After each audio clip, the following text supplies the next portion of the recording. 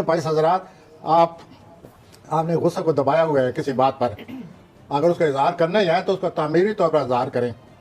इस इजहार करें कि आप गुस्से का भी इजहार कर डालें और अगले पर असर हो। और अगर आप इस तरह नहीं करेंगे तो आप हालात को मजीद बिगाड़ने वाले हैं। जरा सोचिए कि मुझे क्या कहना चाहिए, किस तरह कहना चाहिए। बड़े आराम से बात करें और दूसरों को इस हद तक तनकीद ना करें कि दूसरों को डिफेंस करना पड़े, अपना दूसरों को अपनी मुदाफ़ियत करनी पड़ जाए। और मुदाफ़ियत करता हुआ आदमी जो है तरह तरह के झूठ भी बोल जाता है।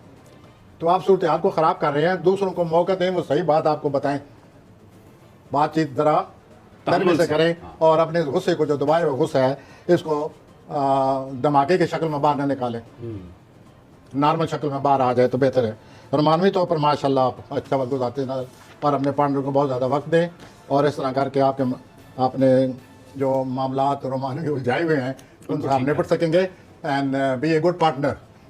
माली तौर पर हालात अच्छे आने वाले हैं और अपनी जो आपकी वजदानी कफ़ियत है, वजदानी कफ़ियत से मैं बना है कि आप भाप जाते हैं, उस कफ़ियत को ज़्यादा इस्तेमाल करें, दूसरों को समझें और तनकीद का जवाब अपने उस वजदानी जो अल्लाह ने आपको, आप उसकी मदद से आज़ाद करें।